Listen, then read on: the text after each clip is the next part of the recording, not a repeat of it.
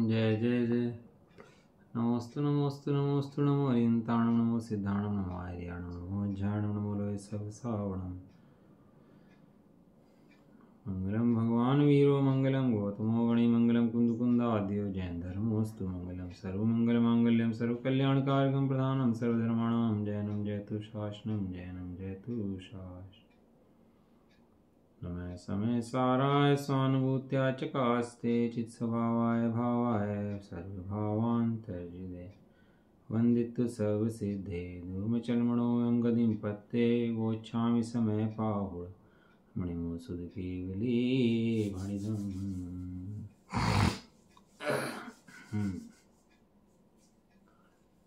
श्री मैसाजी ग्रंथ बंद अधिकार गाथा नंबर 278 to 279। जय फली है मणि शुद्धो णसयं परिणमधिरागमादीं रंगे जदि अन्नेहिं दुसोरत्तादीहिं दवेहिं एवं मृणानि शुद्धो णसयं परिणमधिरागमादीहिं रायि जदि अन्नेहिं दुसोरागादीहिं दोसेहिं। Page number 649 651 651। जो फटिक मणि है शुद्ध आप नारक्त रूप जु परिणमे पर अन्य रक्त पदार्थ से रक्तादि रूप जु परिणमे त्यों ज्ञानी भी है शुद्ध आपना राग रूप जो परिणमे पर अन्य जो रागादि दूषण उनसे वो रागी बने। गाथा तो हो गया ना इसका, टीका चल रही थी इसकी। हाँ, 3 चीजें बताई थी आपको। एक तो द्रव्य स्वभाव है, एक पर्याय स्वभाव है। पर्याय स्वभाव के अंदर अशुद्ध परिणमन भी है, शुद्ध परिणमन भी है। जब पर्याय स्वयं का लक्ष्य करती है, स्वयं का आश्रय करती है तो शुद्ध परिणमन होता है, और जो पर्याय पर का आश्रय करती है तो अशुद्ध परिणमन होता है। और ये बात श्रद्धा की अपेक्षा भी है, ज्ञान की अपेक्षा भी है, और चारित्र की अपेक्षा भी है। ज्ञान जब स्वयं का आश्रय करता है तो सम्यक रूपण करता है, और जब प्रकाश करता है तो मिथ्यात्व रूपण करता है। श्रद्धा का भी ऐसे ही है और चारित्र का भी ऐसे ही है। इसमें श्रद्धा ज्ञान तो एक साथ सम्यक होते हैं, चारित्र सम्यक होता है, लेकिन उसकी बढ़ोतरी धीरे धीरे होती है। एकदम बढ़ोतरी को प्राप्त नहीं होता, वो धीरे धीरे बढ़ोतरी को प्राप्त होता है। वो जैसे जैसे स्वरूप में स्थिरता होती चली जाती है, स्वरूप में स्थिर होता है, त्यों तो उसमें बढ़ोतरी होती चली जाती है। टीका पढ़ लेते हैं इसकी, है ना। जैसे वास्तव में टीका होगी थी, नहीं होगी थी इसकी? टीका हुई थी, भावार्थ है। अच्छा, भावार्थ। टीका पढ़ लेते हैं, कोई बात नहीं इसकी। जैसे वास्तव में केवल अकेला स्फटिक मणि स्वयं परिणमन स्वभाव वाला होने पर भी अपने को शुद्ध स्वभावत्व के कारण राग आदि का निमित्तत्व ना होने से, स्वयं अपने में ललाई आदि रूप परिणमन का निमित्त ना होने से अपने आप रागादिक रूप नहीं परिणमता, किंतु जो अपने आप रागादिक भाव को प्राप्त होने से स्फटिक मणि के रागादिक का निमित्त होता है, ऐसे परद्रव्य के द्वारा ही शुद्ध स्वभाव से च्युत होता हुआ रागादिक रूप परिणमन किया जाता है। इसी प्रकार वास्तव में केवल अकेला आत्मा स्वयं परिणमन स्वभाव वाला होने पर भी अपने शुद्ध स्वभावत्व के कारण रागादिक का निमित्तत्व ना होने से, स्वयं अपने को रागादिक रूप परिणमन का निमित्त ना होने से अपने आप ही रागादिक रूप नहीं परिणमता, परंतु जो अपने आप रागादिक भाव को प्राप्त होने से आत्मा को रागादिक का निमित्त होता है, ऐसे परद्रव्य के द्वारा ही शुद्ध स्वभाव से च्युत होता हुआ ही रागादिक रूप परिणमित किया जाता है। ऐसा वस्तु का स्वभाव है। एक तो वस्तु है, एक वस्तु का परिणमन है। दो चीजें हैं। क्या है? एक तो वस्तु है, वस्तु का परिणमन। 6 द्रव्यों के अंदर है वस्तु भी और वस्तु का परिणमन भी। सब जीव हो, पुद्गल हो, धर्म हो, अधर्म हो, आकाश हो, काल हो, रट गया होगा ना ये सब चीज़ तो आप लोगों को, इसमें तो कोई ऐसी बात नहीं है ना, तो सिद्धांत में पूरा रट गया होगा कि प्रत्येक वस्तु के अंदर द्रव्य भी है और पर्याय भी है। ठीक है। अब इनमें जो जीव और पुद्गल हैं उनकी दो तरह की पर्याय होती हैं, शुद्ध पर्याय भी होती है, अशुद्ध पर्याय भी होती है ना। तो जो जीव पर का आश्रय लेता है पर का, पर वहाँ पर होगा, पर के आश्रय के बिना अशुद्ध पर्याय नहीं हो सकती। जब तक किसी का पर का आश्रय नहीं होगा तो अशुद्ध पर्याय नहीं हो सकती। अशुद्ध पर्याय तभी होगी जब किसी पर का आश्रय लिया हुआ होगा, चाहे जीव की हो चाहे पुद्गल की हो। धर्म अधर्म आकाश काल दूसरे का आश्रय पकड़ते ही नहीं है, दूसरे का आश्रय में आते ही नहीं है, दूसरे के संपर्क में आते ही नहीं है। संपर्क में नहीं आते मतलब उनके पर्याय मलिन नहीं होती है। लेकिन जीव पुद्गल दो ऐसे हैं जो पर द्रव्य के होने पर, उनसे संपर्क में आने पर रागादिक रूप मलिन रूप परिणम कर जाते हैं। इसको कहते हैं मल। क्या बोलते हैं इसको? मल। तो क्या है, जीव मल रूप परिणम कर जाता है, पुद्गल मल रूप परिणम कर जाता है। लेकिन जो मल है वो परिणमन के अंदर है, बिना परिणमन के मल नहीं है। यदि परिणमन ना होता तो मल भी ना होता, और लेकिन परिणमन ना होता तो द्रव्य भी ना होता क्योंकि बिना परिणमन का द्रव्य भी नहीं होता। अब मैं पचन सारजी आपको खोल रहा हूँ, आज गाथा है, मैं कल गई ना पचन सारजी के अंदर है। इसका तो शुरू की पाँच घात कुछ गाथा है, पढ़ के सुना रहा हूँ आपको। सामने तो खोलूँ कि नहीं खोलूँ, ये आगे पढ़ दूँ, समझ में आ जाएगा? नहीं खोल लो, खोलूँ सामने, एक मिनट थोड़ा अच्छा हो जाता है उससे। ऐसा पचन सारजी PDF, एक मिनट में खोल देता हूँ। आ गया सामने, पेज नंबर है 13।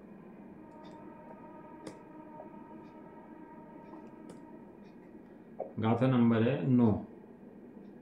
इसके अंदर बहुत सिद्ध करा। देख क्या है कि एक तो समय सारजी ग्रंथ है, एक प्रचन सारजी ग्रंथ है, दो ग्रंथ है। समय सारजी का जो विषय है वो ध्रुव अखंड एक शुद्धात्मा है। क्या है वो? एक ध्रुव अखंड। ध्रुव अखंड वो श्रद्धा का विषय है। जीव की ज्ञान श्रद्धा ही सम्यक नहीं है। वो ध्रुव अखंड जो वस्तु है उसको जानता ही नहीं है। वो तो बस पर्याय में लगा हुआ है, परिणाम में लगा हुआ है कि बस ऐसे जैसा है वैसा मैं हूँ, मैं तो इतना ही हूँ और मैं तो ऐसा ही हूँ। समय सारजी कहता है ना तो तू इतना है ना ऐसा है समय सारजी क्या कह रहा, ना तो तू इतना है ना तू ऐसा है, तू कितना है? तू त्रिलोकाधिपति है, जगदीश्वर है, तेरे अनंत गुण हैं, अनंत अनंत गुणों का भंडार तो एक परमात्मा है, चैतन्य मूर्ति है। जो जीव की दृष्टि मिथ्यात्व परिणाम कर रही थी, जानता नहीं था, उस अपने का ज्ञान कराया समय सारजी ने। किसने ज्ञान कराया? हाँ, समय सारजी ने अपनी वस्तु का ज्ञान कराया कि तू है कैसा, तू कौन है, मैं कौन हूं। इस वस्तु का ज्ञान समय सारजी में कराया। और प्रचन सारजी में कराया परिणमता व द्रव्य, परिणमता द्रव्य ज्ञान कराया। द्रव्य खाली कुटस्थ नहीं है, परिणमन भी स्वभाव उसका है। यदि परिणमन ना होता तो शुद्ध कैसे होता, अशुद्ध कैसे होता? स्वभाव से शुद्ध शुद्ध है ही, लेकिन प्रत्येक द्रव्य परिणमन स्वभाव होने से परिणमन स्वभाव है। उस परिणमन स्वभाव को सिद्ध करा प्रचन सारजी के अंदर, इसलिए उसके अंदर उत्पाद व ध्रुव है। अब यहाँ जो ध्रुव तत्व है प्रचन सारजी के अंदर, जो द्रव्य स्वभाव ज्ञायक स्वभाव है समय सारजी के अंदर, दोनों में फर्क है थोड़ा टेक्निकल विषय है, आप समझोगे ना तो मजा आ जाएगा। प्रचन सारजी के अंदर उत्पाद ध्रुव का पूरा वर्णन है कि नहीं है? पढ़ा हो किसने? है उत्पाद ध्रुव का बहुत वर्णन किया प्रचन सारजी के अंदर, क्योंकि उसके अंदर परिणमता व आत्मसिद्ध करना है। वो ध्रुव जो है ना, उत्पाद व्यय ध्रुव, तो उत्पाद व्यय में ध्रुव लगा साथ में। तो ये ध्रुव कौन सा है? उत्पाद व्यय के साथ रहने वाला ध्रुव। उत्पाद व्यय भी है और ध्रुव भी है। माला थी ना, माला फेर रहे आप, और उसके अंदर धागा ध्रुव था। तो माला के मोती भी हैं और वो धागा भी है, उसको बोला उत्पाद व्यय ध्रुव है। ध्रुव माने परिणमता व ध्रुव। और ज्यादा उपयोग होता है ना, उपयोग बोलते हैं। तो उपयोग की परिभाषा क्या है? वर्तने वाला उपयोग, जो उपयोग वर्तन करता है उसको बोलते हैं उपयोग। उपयोग की प्रॉपर परिभाषा जो है वो है उपयोग की जीवो लक्षणम है ना, उपयोग की परिभाषा याद नहीं आ रही। उसमें ऐसा है जो परिणमन करता है उसका नाम उपयोग है। उपयोग लो, परिणमन करता हुआ द्रव्य लो कि ध्रुव लो, तीनों बातें एक हैं। लेकिन समय सारजी में जो लिया 6 नंबर गाथा और 7 नंबर गाथा में, वो लिया पर्यायों से पार द्रव्य, गुणों से पार द्रव्य, और यहां क्या लिया? पर्यायों में परिणमता व द्रव्य दोनों में फर्क ही नहीं है बात में कुछ कि दोनों बातों में कुछ फर्क नहीं है। वस्तु को देखने के एंगल है अलग अलग। एक वस्तु बीच में बैठी है और वस्तु को देखने के एंगल है। भगवान को पीछे से देखो कि आगे से देखो, भगवान तो भगवान है कि नहीं है। बिल्कुल। ऐसी एक वस्तु को तुम इस एंगल से देखो, पर्याय के एंगल से देखो, कि ध्रुव के एंगल से देखो, कि द्रव्य के एंगल से देखो, तीन चीजें खड़ी होगी। एक तो पर्याय, एक पर्याय में परिणमता हुआ द्रव्य, और एक द्रव्य। तीन चीजें खड़ी हुई कि नहीं हुई। पर्याय जो विषय है वो चरणन योग का विषय है, करणन योग का विषय है, प्रथम योग का विषय है, वो तो बात ही कुछ नहीं है उसके तो। पर्यायों में परिणमता हुआ द्रव्य है, ये अध्यात्म विषय है, लेकिन अध्यात्म विषय ही प्रवचन साझी का विषय है, ज्ञान का विषय है। लेकिन पर्याय से पार द्रव्य है, ये समय साझी का दृष्टि का विषय है। अब कौन इतनी बातें पढ़े और कौन पढ़ाए बताओ। इतनी पढ़ाई चल रही है किसी की, इतना पढ़ाता है। ये तो स्वामी जी ने ना होते ना तो कौन पढ़ा। ध्रुव में क्या है, पर्याय में क्या है, परिणमन में क्या है, द्रव्य में क्या है, ये कौन बताता, कौन समझता है इन बातों को बताओ। ये नहीं बातें फोड़ जाते कि यहाँ ये लिखा जी, यहाँ ये लिखा, यही मान्य हो गया, यही मान्य हो गया है। सारी अपेक्षाएं विवेक्षाएं क्लियर होकर जब समझ में आए बात को। देखो गाथा नंबर 9 पर आ जाते हैं अपन लोग सीधे। गाथा नंबर 9 ये रहा। गाथा नंबर 8, गाथा नंबर 9। गाथाओं का अर्थ पढ़ रहा हूँ केवल बस, और आप समझते रहना इसको, है ना। गाथा पढ़ूं हरि गीत, सीधा पढ़ दूं। हरि गीत पढ़ दो। स्वभाव से परिणाम जिये अशुभ परिणत हो, अशुभ शुभ भाव परिणत शुभ तथा शुद्ध भाव परिणत शुद्ध है। जीव परिणाम स्वभावी होने से, जीव पहले बात कैसा है, जीव कुटस्थ की परिणाम स्वभावी है। परिणाम माने परिणमने वाला। जीव कुटस्थ की परिणाम स्वभावी है। स्वभाव समय सारी में अखंड है, ध्रुव है, कुटस्थ है, लेकिन यहाँ क्या कहेंगे, परिणमन वाला है। लेकिन अनेकांतवादी को कोई समस्या नहीं है। अनेकांतवादी समझ जाता है कि वहां किस शैली में बात करी है और यहाँ किस शैली में। हाँ, आप कहने लगे जी मंदिर जाने से धर्म नहीं होता, तो ठीक है मंदिर नहीं जाता। वो अनेकांतवादी समझ जाता है मंदिर जाने से धर्म नहीं होता, तो क्या कहना चाह रहे हैं, मंदिर मात्र जाने से धर्म नहीं होता। और तो शब्द लेगा मंदिर मात्र ना जाने से धर्म नहीं होता, तो समझ जाता है इच्छा पूरी, लड़ता नहीं है, बहस नहीं करता, वो पूरी इच्छाएं ज्ञान में रहती हैं। इसी का नाम अनेकांतवाद है। इसी को अनेकांतिक कहते हैं। अनेकांतिक किसी झगड़ा नहीं करता। झगड़ा किस बात का है, जो समझ रहा है उसको उसको नए से लगा दो तो समझ आ जाएगी बात तुरंत ही, किस नए से वक्ता बात कर रहा है। कह रहे हैं जीव परिणाम स्वभावी है, इसलिए जब वह शुभ या अशुभ भाव परिणमित होता है। परिणाम स्वभावी है इसलिए शुभ अशुभ होता है। परिणाम स्वभावी ना होता तो शुभ अशुभ ना होता। जब परिणाम परिणमन करता है तब स्वयं भी शुभ अशुभ होता है, और जब शुद्ध भाव परिणमन होता है तो क्या लिखा, शुद्ध होता है, तब शुद्ध हो जाता है। देख कितनी बढ़िया बात। शुद्ध है, एक परिणमन शुद्ध है, एक शुभ है, एक अशुभ है, लेकिन स्वभाव के अंदर नहीं है। ये परिणमन का स्वभाव है, ये द्रव्य का स्वभाव नहीं है। द्रव्य का स्वभाव तो अखंड एक गायक मूर्ति है, लेकिन पर्याय का स्वभाव कुछ है कि नहीं है, कि पर्याय का स्वभाव है।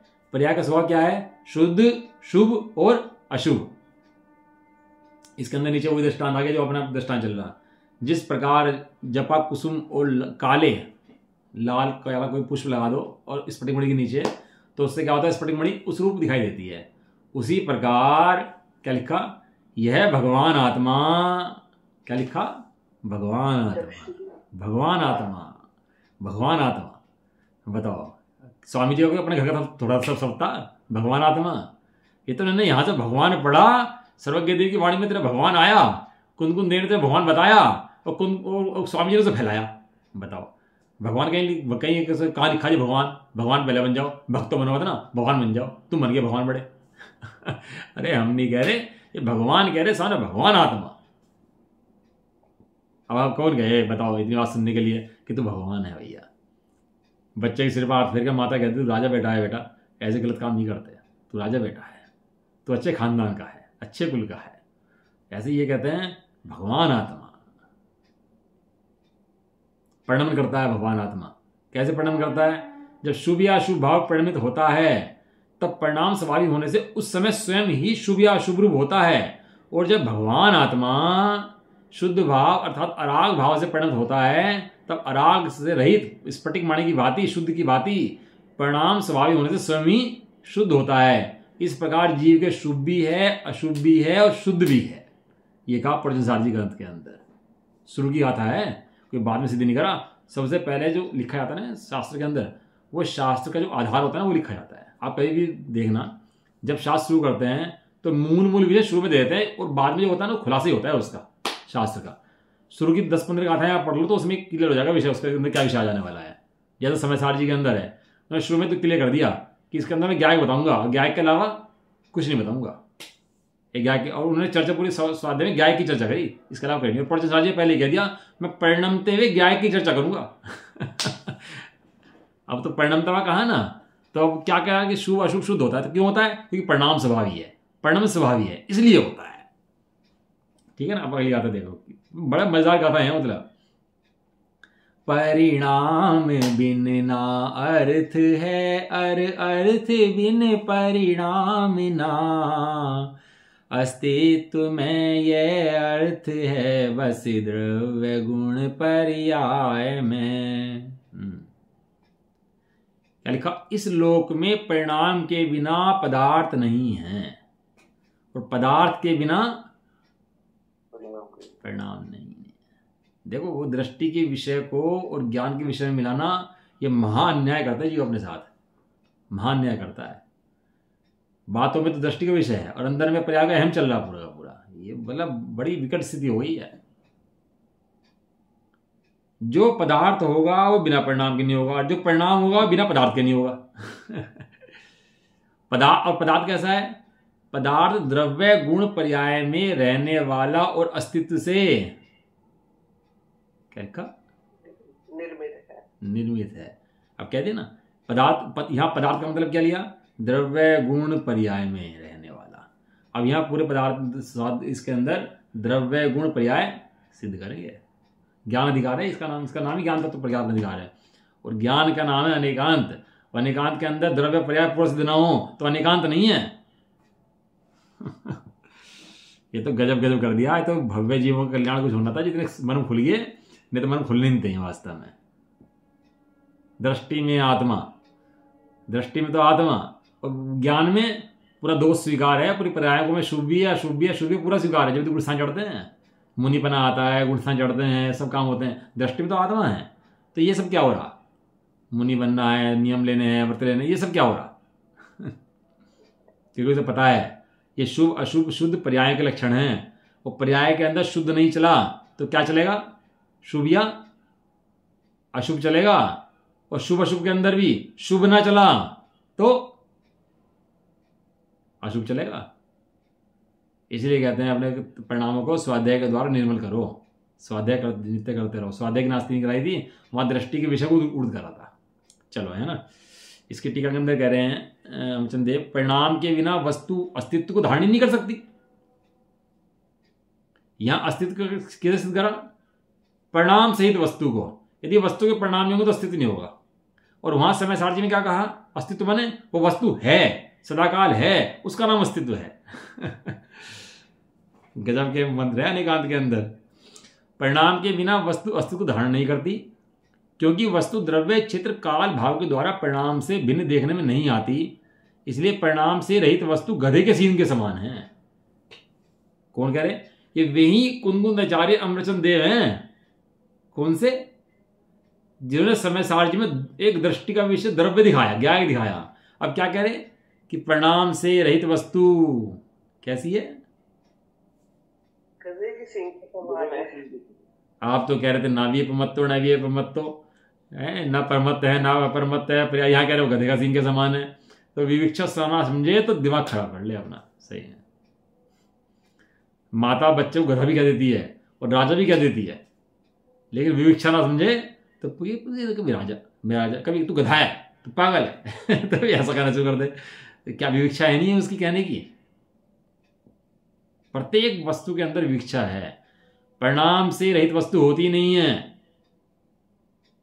उसको दिखाई देने वाले गोरस, दूध, दही, घी इत्यादि के परिणामों के साथ विरोध आता है। थोड़ी एग्जाम्पल वगैरह से समझाया।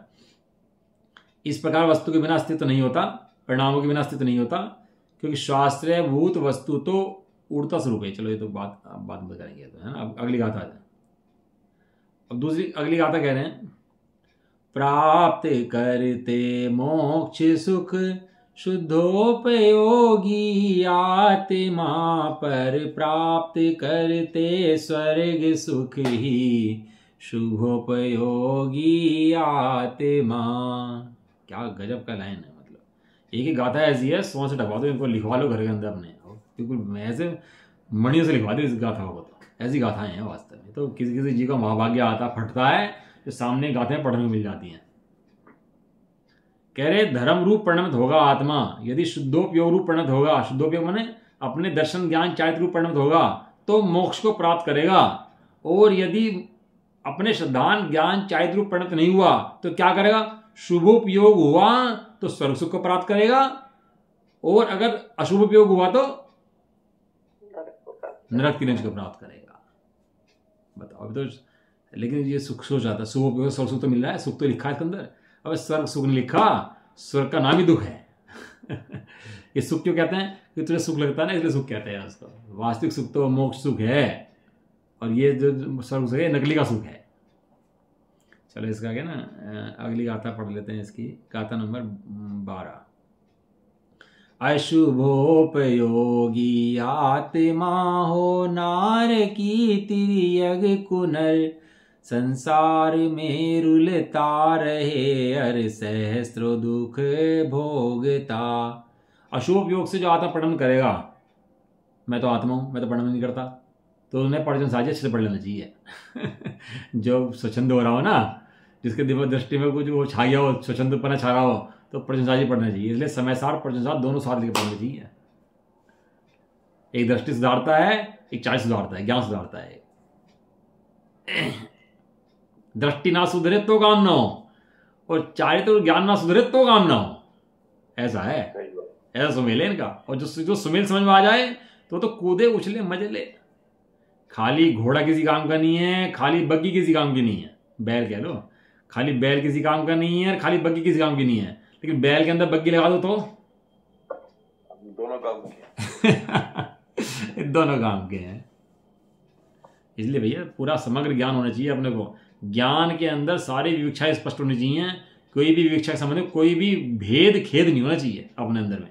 कोई भी शंका खड़ी नहीं होनी चाहिए। पूरा समझ आना चाहिए कि ये जो बात कह रहे हैं आचार्य कहाँ से कह रहे हैं, किस अपेक्षा से कह रहे हैं। इतनी अपेक्षा समझ में ना आए तो बात समझ में नहीं आ सकती। अशुभ उपयोगी आत्मा है तिर्यंच कुनर, कुनर माने खोटा नर, और नारकी होकर के हजारों दुख से पीड़ित संसार में सदा ही परिभ्रमण करता रहता है। यह चाहते हैं सुरसुरी गाथाओं में कह दिया है। आत्मा के आश्रय से ही आत्मा से उत्पन्न होने वाला शुद्धोपयोगी समस्त आत्माओं का सुख अतिशय अनुपम, अनंत, अविच्छिन्न और विषयातीत है। अब ये कह रहे जो आत्मा में लग जाता है, शुद्धोपयोगी हो जाता है, वो सुख कैसा होता है। अभी स्वर्ग सुख है ना, उसकी बात करेंगे। स्वर्ग सुख कलेश का कारण है। अब लेकिन मोक्ष सुख कैसा होता है? अतिशय है, अनुपम है, अनंत है, अविच्छिन्न है और विषयोतीत, विषय से पार है। अब टीका पढ़ना, इसकी एक शब्द का मतलब दिया इसकी टीका के अंदर, इन शब्दों का मतलब क्या है। लेकिन कौन है वो जीव जो शुद्धोपयोग में रमते हैं? वे जीव। अगले याद आता है, देखो गाथा नंबर 14। 14 नंबर गाथा कहाँ चली गई? ऊपर। जिसने जीवादि पदार्थों को, उनके सूत्रों को भलीभांति जान लिया है, जो संयम तप में संयुक्त हैं, वीतरागी हैं, जिन्हें सांसारिक दुख सुख समान है, ऐसे श्रवणों को शुद्धोपयोगी कहा गया है। अब वो पूरा शुद्धोपयोग शुभोपयोग इसके अंदर सब सिद्ध करेंगे। लेकिन मेरा कहना जो समझाना था, परिणमन स्वभाव भी जीव के स्वभाव है, किसी का स्वभाव नहीं है। लेकिन वो दृष्टि का विषय तो कुटस्थ एक द्रव्य है जो अंदर ध्रुव बैठा हुआ है, वो सम्य दर्शन का विषय है। लेकिन सम्य दर्शन के विषय में मात्र उसी का स्वीकार हो ऐसा नहीं है, दोनों वस्तुओं को बराबर स्वीकार है, मात्र एक का नहीं। चलो अपने विषय पर आ जाए। कुछ पूछना है इसके अंदर? ये श्रवण किसे कहा है? श्रवण, श्रवण में मुनिराज, मुनिराज। श्रवण में जो है मुनिराज होता है। एक श्रावक अंगार होते हैं ना, सागर अंगार। हाँ, सागर मने गृहस्थ और अंगार मने श्रवण, मुनिराज शुद्धोपयोगी। शुद्धोपयोगी है ना मुनिराज, और शुद्धोपयोगी नींद धर देता है उसके अंदर 14 स्थान के अंदर। चलो इसका बंद करें। आ जाए अपने पे। भावार्थ, स्फटिक मणि स्वयं तो मात्र एक आकार शुद्ध ही है। स्फटिक मणि के स्वभाव के नजदीक जाकर देखोगे तो कैसी है वो? शुद्ध। वो लाल हुई है क्या? काली हुई है क्या? वो तो लाल काली नहीं होती। वह परिणमन स्वभाव वाला होने पर भी अकेला अपने आप ललाई आदि रूप नहीं परिणमता। परिणमन स्वभाव वाला तो है, लेकिन यदि ललाई आदि का निमित्त नहीं बनेगा तो स्वभाव से शुद्ध परिणमन करेगा। परिणमन तो करेगा, बिना परिणमन कर तो रह नहीं सकता। लेकिन बाह्य में निमित्त बन गया उसके डट्टक आदि का, तो क्या करेगा वो? ललाई आदि रूप परिणमन करेगा। किंतु लाल आदि परद्रव्य के निमित्त से स्वयं ललाई आदि रूप परिणमते, ऐसे परद्रव्य के निमित्त से ललाई आदि रूप परिणमता है, स्वयं स्वभाव से नहीं परिणमता। क्या है? स्वभाव से नहीं परिणमता, परद्रव्य के निमित्त से परिणमता है। जब भी आश्रयवादी होंगे तो पर द्रव्य का आश्रय निमित्त होगा, स्वभाव का आश्रय नहीं होगा, क्योंकि स्वभाव के आश्रय तो हमेशा शुद्ध परिणमन होगा। तो इसलिए क्या करा उसको? जो परद्रव्य का ज्ञान था ना, ज्ञान कराया, स्वभाव का ज्ञान कराया, परद्रव्य ज्ञान कराया। तो स्वभाव का ज्ञान करके क्या करता है? स्वभाव का आश्रय पकड़ लेता है, तो परद्रव्य का आश्रय छूट जाता है, तो उससे क्या होता है? उसका राग आदि मिट जाता है, दुख मिट जाता है। इसी प्रकार आत्मा स्वयं तो शुद्ध ही है, वह परिणमन स्वभाव वाला होने पर भी अकेला अपने आप रागादिक रूप नहीं परिणमता, परंतु रागादिक रूप परद्रव्य के निमित्त से। देखो, परद्रव्य में राग को परद्रव्य लिया, राग के अंदर परद्रव्य लिया, नहीं लिया कि राग आदि रूप परद्रव्य, तो राग परद्रव्य को लिया कि पुद्गल द्रव्य के भेद है ना कर्मों के, कुछ राग रूप है, कुछ द्वेष रूप है। तो उन परद्रव्य के निमित्त से, अर्थात स्वयं रागादिक रूप परिणमन करने वाले परद्रव्य के निमित्त से रागादि रूप परिणमता है, ऐसा वस्तु का ही स्वभाव है, उसमें अन्य कोई तर्क को अवकाश नहीं है। कोई कहे क्यों परिणमता है? जो शुद्ध है तो अशुद्ध रूप कैसे परिणम जाता है? वस्तु जब शुद्ध है तो अशुद्ध रूप, शुद्ध का परिणाम शुद्ध रूप होना चाहिए, अशुद्ध का शुद्ध रूप होना चाहिए। एक मत खड़ा हो गया था नया इस बात को लेकर के कि शुद्ध का परिणाम शुद्ध रूप होगा, अशुद्ध का परिणाम अशुद्ध रूप होगा, तो जीव तो त्रिकाल शुद्ध परिणाम करता है। अरे भैया, प्रचन सार जी खोल लो आगे, समय सार जी में चल रहा है, अतर्क स्वभाव है, ये पर्याय का स्वभाव है, इसमें तर्क नहीं चलता, और वस्तु का स्वभाव है, उसमें भी तर्क नहीं चल सकता। इसकी जैसे टीका खोल लो, इसके पेज नंबर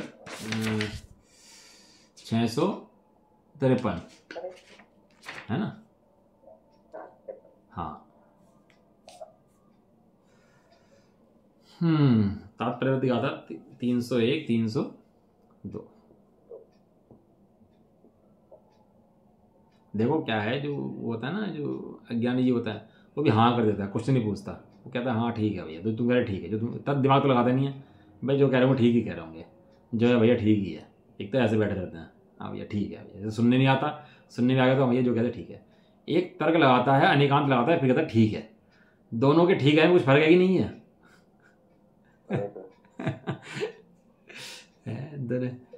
एक ने मीठा चक्के कहा भाई मीठा ठीक है, एक ने कहा भैया तुमने गिर दिया होगा, ठीक ही होगा, सही है, कोई दिक्कत नहीं, तुम सही हो, एक्सपर्ट हो, कोई दिक्कत नहीं है, सही गिर दिया होगा। दोनों के सही कहने में कुछ फर्क है कि नहीं है? वहां तो कैशियर बैंक का नोट दे, क्या कह रहे, एक के साथ अनुभव है, वहां तो बैंक का कैशियर नोट दे गिन के और अपने हाथ से जब गिनना रहे तब तक चैन नहीं पड़ती, गिन के ही तसल्ली करता है अपनी बराबर। और यहाँ तुम कह रहे ठीक कह रहे हो भैया, आचार्य ने कहा भैया, भगवान ने कहा बिल्कुल ठीक ही होगा भाई, इसमें तो कोई दिक्कत नहीं है, बिल्कुल ठीक होगा, इसमें हम नहीं मानते वो गलत होगा बिल्कुल भी, लेकिन अनुभव का फर्क है। एक आदमी चुटकुला सुने, उसको सुन के मजा आया और हंसे, और दूसरा आदमी उसको देखकर हंसे कि भैया हंस रहा है, कोई बात जरूर है हंसने की, वो भी हंसे, तो दोनों के हंसने में कुछ फर्क है कि नहीं है? सारे इस तरह के एक के अंदर में सहज वीतरागता है, उसके अंदर में सहज आनंद है, उसकी वीतरागता है, और एक आदमी उसको देख करके भाई ये वीतरागी ऐसे होते होंगे, भाई ठीक है भगवान बैठे वीतरागी हैं, ऐसी है, सही है, खुश होते होंगे, ऐसे ही रहते हैं, तो दोनों की उसके अंदर कुछ फर्क है कि नहीं है?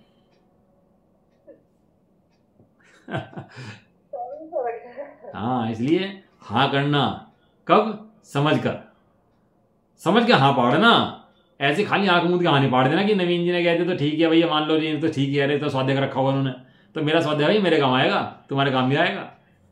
तुम्हारा तो अपना स्वाध्याय क्या कि अपने को सहज स्वीकृति हो तब तो होगी, तब तुम्हारा स्वाध्याय काम आएगा। जी गाथाएं पढ़ाई हैं, अब इन गाथाओं की टीकाएं पढ़ो, इनके नोट्स बनाओ और जांच करो इनकी क्या बात लिखी हुई है, तब ये तुम्हारे काम आएगा।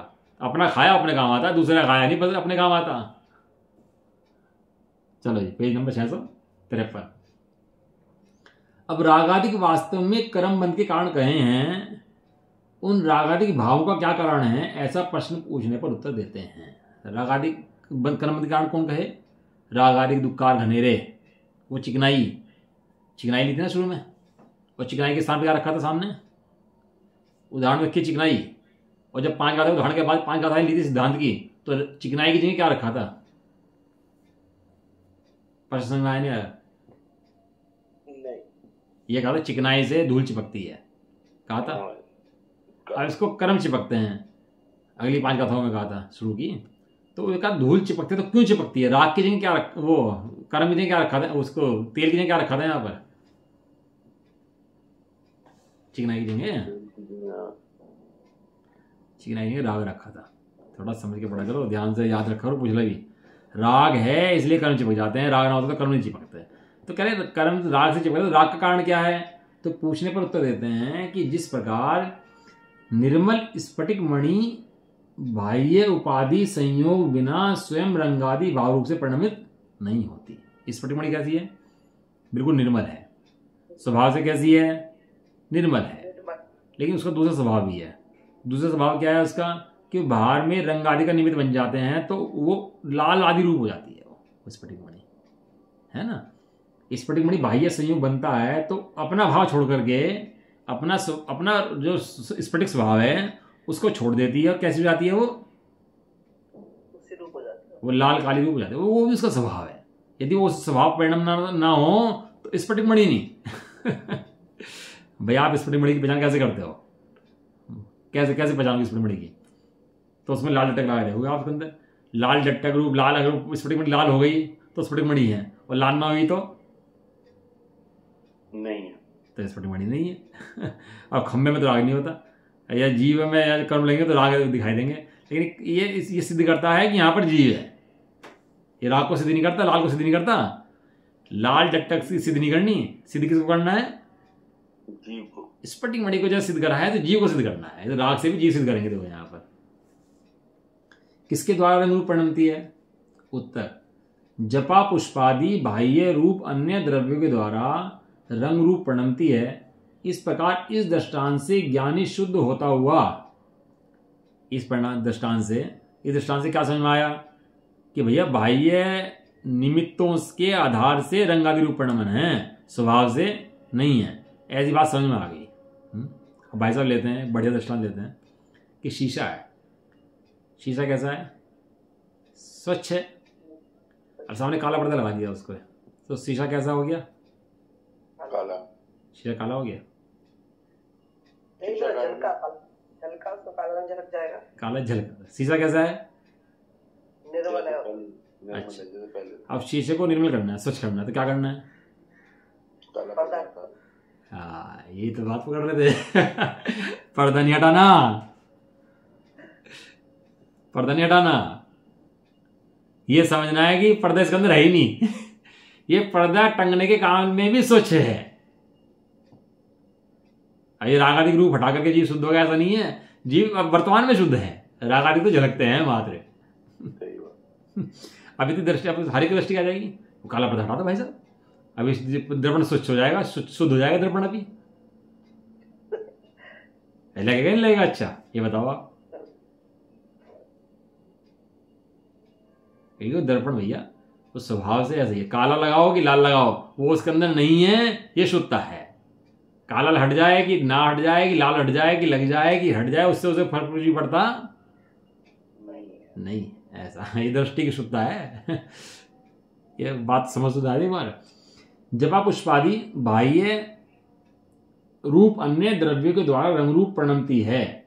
इस प्रकार दृष्टांत से ज्ञानी शुद्ध होता हुआ, शुद्ध होता हुआ मतलब शुद्ध समझता हुआ, शुद्ध होता है मतलब शुद्ध समझता है, वस्तु शुद्ध समझ लेता है, होता हुआ स्वयं निरूपाधि चित चमत्कार स्वभाव रूप परिणमन करता है। जैसा था वैसा ही परिणमन करता है। पहले शुभ रूप परिणम कर रहा था, अशुभ रूप परिणम कर रहा था। क्यों? क्योंकि शुद्ध स्वभाव को नहीं जानता था, इसलिए। और शुद्ध परिणाम को जान गया तो कैसे परिणम करने लगा? शुद्ध स्वभाव रूप परिणम कर जाता है। जपा पुष्प की जगह कर्मोदय रूप उपाधि के बिना रागादि विभाव रूप से परिणमन नहीं करता। अब रागादि कितनी आए, मैं उन रूप नहीं होता, परंतु सहज स्वच्छ भाव से च्युत होता हुआ वही ज्ञानी, जब अपने को भूल जाता है वही ज्ञानी अपने स्वभाव को नहीं याद रखता तो क्या करता है? रागी होता है। और किसके द्वारा रागी होता है? अब जब अपने च्युत होगा तो पर में चिपक जाएगा जाकर के, और जैसे पर में चिपकेगा तो रागी हो जाएगा, और रागी होते क्या हो जाएगा? कर्म चिपक जाएंगे उसको। ये सारी व्यवस्था है। अब पूरा गणित समझ में आगे नहीं आ गया? पूरा पूरा खाका ज्ञानी अज्ञानी का।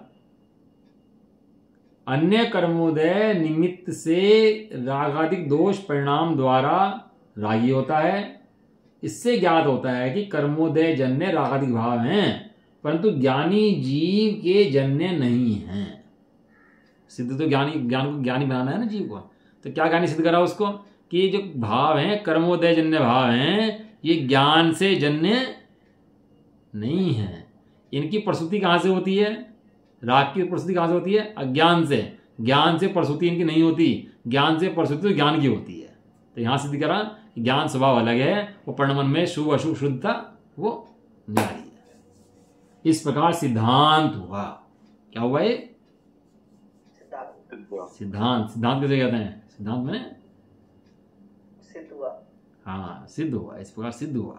सिद्ध करते हैं जैसे प्रूव करते हैं। Now is proved, hence proved बोलते हैं लोगों की भाषा में, हेंस प्रूव्ड कि जीव और कर्म अलग अलग हैं, और जो मलिनता है वो पर्यायों में है। जीव के अंदर मलिनता नहीं है, और पर्याय जब शुद्ध स्वभाव का आश्रय करेगी तो पर्याय शुद्ध होगी, जब अपना आश्रय नहीं करेगी तो अशुद्ध होगी।